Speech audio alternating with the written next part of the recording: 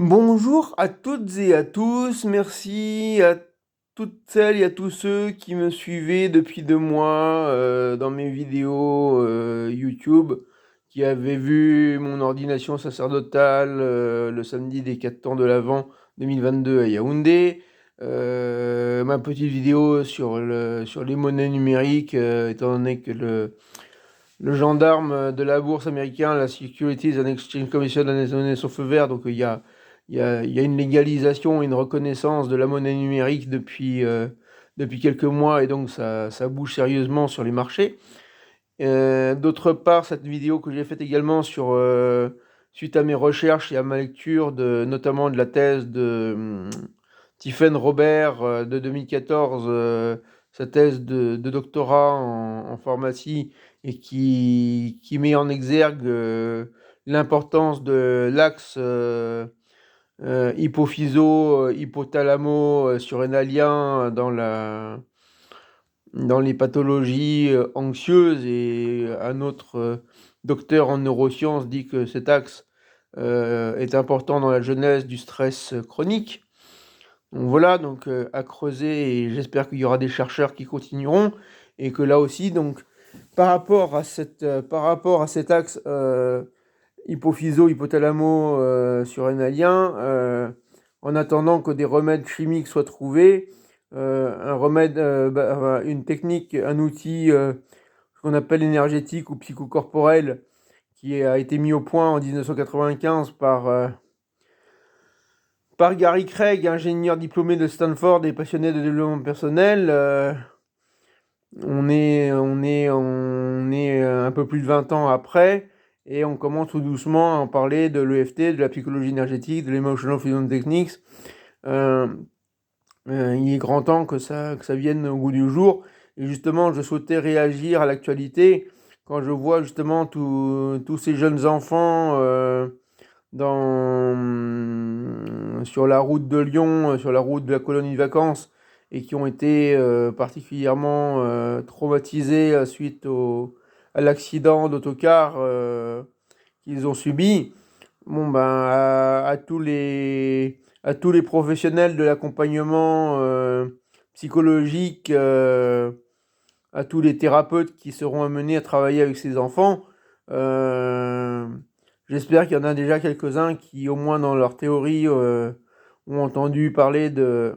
l'EFT ou de l'Emotional Freedom Techniques de Gary Craig, de la psychologie énergétique, et juste surtout avec les enfants. Parce que quand on étudie un peu la psychologie énergétique, voilà, on sait que chez un enfant, de l'âge de 0 à 8 ans, c'est là que se construit la personnalité, car si je me réfère au livre de Nick Hortner, The Tapping Solution, il disait, ou il se référait à une étude comme quoi à l'âge de 8 ans, un enfant en sait assez sur l'argent, le sexe, la mort, la souffrance, la vie, l'amitié, l'amour, etc., le sexe, etc. Donc voilà, donc ces enfants en bas âge, ces jeunes enfants jusqu'à 8 ans, 8 9 ans, 10 ans, voilà, qui ont subi ce traumatisme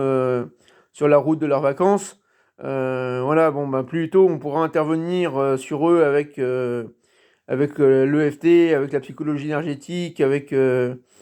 ou avec même, bon, enfin, avant tout en les écoutant, bien sûr, faire ce qu'on appelle des ancrages en programmation neurolinguistique, en stimulant les points sur le corps pendant qu'ils parlent. Bon, effectivement, surtout quand ils sont très traumatisés, je pense une simple pratique de repolarisation à faire 3 fois par jour ou 3 ou 4 fois par jour, autant que de besoin, c'est-à-dire placer une main à plat sous le nombril, soit la main gauche, soit la main droite, et puis l'autre main stimuler les bosses claviculaires, c'est-à-dire le point d'acupuncture R27 qui traite l'énergie des reins, et on sait qu'à l'énergie des reins est associée l'émotion de la peur. Donc voilà pourquoi quand on fait la repolarisation, alors pourquoi une main sous le nombril? Eh ben, c'est parce que la médecine traditionnelle chinoise nous enseigne que sous le nombril et le point arrière de la colonne vertébrale, il y a le champ de Cinabre, ou un grand réservoir une grande source d'énergie. D'ailleurs, c'est là aussi où il y a le tri qui se fait entre ce qui va aller dans les intestins et ce qui va nourrir par la rate, ce qui va nourrir l'énergie et les éléments vitaux du corps. Donc voilà, c'est au niveau de l'abdomen, sous le nombril. Donc le nombril, on le sait, alors bon, il peut y avoir une dimension spirituelle, mais le nombril qui nous reste à tous, parce que toutes et tous, autant que nous sommes en venant ce bas monde, il nous reste ce nombril qui, quelque part, nous relie à nos ancêtres, alors à ce que les psychologues appellent maintenant le transgénérationnel et tout ce qui s'ensuit. Donc voilà, sous le nombril, ou le transgénérationnel, etc. Et le nombril, ça a été le lien qui nous a reliés à notre maman, et dans l'utérus de notre maman, c'était par le cordon ombilical et le nombril que rentrait dans le fœtus, dans nous, étant donné que nous étions dépendants de notre maman au niveau des nutriments. Voilà, il n'y a pas... C'est intéressant de se souvenir de tout cela. Donc voilà, je veux pas non plus forcément m'étendre, mais bon, en ces temps troublés où justement il y a eu des traumatismes, où ces enfants sont traumatisés, et il y a ce qu'on appelle le traumatisme psychique, et sachant que l'association France Victimes dit qu'effectivement le ministère de la Justice ne consacre que, je crois, c'est 7 euros par an, ou par, je sais pas, par victime, alors qu'il y a 100 euros qui sont déboursés pour les prisonniers, ce qui effectivement...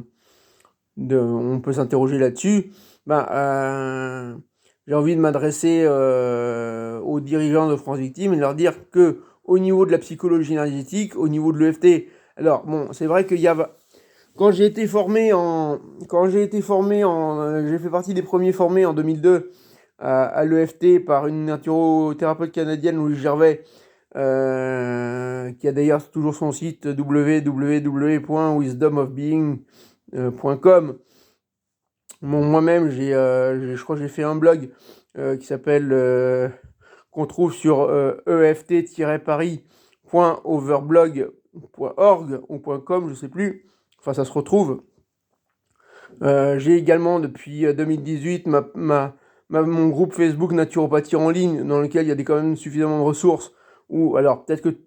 tout n'est pas bon à prendre, mais il y a sûrement, pour ceux, voilà, tout au moins pour les professionnels de la psychologie, qui, s'ils se plongent sur naturopathie en ligne, ils trouveront des phrases de coaching, des phrases inspirantes, des phrases d'inspiration, des vidéos sur différents thèmes. Voilà, parce que chaque fois que je trouve une vidéo intéressante sur YouTube ou des articles intéressants, je les partage notamment en premier sur mon groupe Naturopathie en ligne. Donc voilà, donc surtout, je pense que les professionnels, avant tout, en premier lieu, les professionnels de la psychologie, les psychologues, psychothérapeutes, enfin ceux qui sont sur ou qui ont accès à Facebook, bon déjà sur YouTube, j'ai déjà ma première vidéo qui remporte du succès sur les fondements de la programmation neurolinguistique et de l'EFT, de l'Emotional Freedom Techniques. Donc déjà, si les professionnels de l'accompagnement suivent cette vidéo sur les fondamentaux, qui doit durer une quinzaine de minutes à peine, il y a déjà l'essentiel, et ça déjà donne des points, le point pour corriger l'inversion psychologique. Alors, là je vais faire un lien, et je vais faire, non, pas un coq à l'âne, mais j'ai lu dans la nuit de samedi à dimanche, j'ai lu un livre de Don Gabriele Amorth, qui était l'exorciste du Vatican, et qui dit ceci: si tout prêtre exorciste digne de ce nom, avant de prononcer une prière ou d'entamer une démarche de guérison, pratiquait d'abord une prière de délivrance, ou ce qu'on appelle, enfin ça va être encore un gros mot, une prière d'exorcisme. Si la prière d'exorcisme était prononcée en bonne et due forme, ou prière de délivrance, ou s'il y avait un groupe de louanges qui s'associait au prêtre exorciste pour accompagner, les résultats n'en seraient que meilleurs. Voilà, donc je vous laisse avec ces considérations. Je vous souhaite une bonne journée. Au plaisir d'échanger avec vous sur les réseaux sociaux, dans mon groupe Naturopathie en ligne, sur ma page Facebook Antoine Vigla, ou par Messenger, ou même sur Twitter. Je suis sur @psychoénergie75, quelque chose de ce genre-là. Donc voilà, je suis joignable. je suis à votre disposition, à la disposition des psychologues, des psychothérapeutes, des psychiatres. Je peux partager avec les psychiatres que suite à une déception sentimentale et au décès de mon père en 2002, donc ça fait 20 ans, je suis passé par 20 ans de psychiatrie et de suivi psychothérapeutique. Donc j'ai une bonne connaissance de la psychiatrie et comment elle fonctionne, hormis peut-être la pharmacopée, mais avec mes connaissances en homéopathie, en fleurs de bac, en oligo-éléments, etc. J'ai suffisamment étudié ce qu'on appelle la naturopathie en complément de mes connaissances en psychologie énergétique et en EFT. Pour voilà, je pense que, et étant donné que j'ai le rang maintenant de vicaire épiscopal depuis la Saint-Sylvestre 2022, je pense que j'ai maintenant un certain crédit et je suis prêt à en découdre et voire même à subir la controverse de la part des plus grands psychiatres de France et de Navarre. Bonne journée à vous.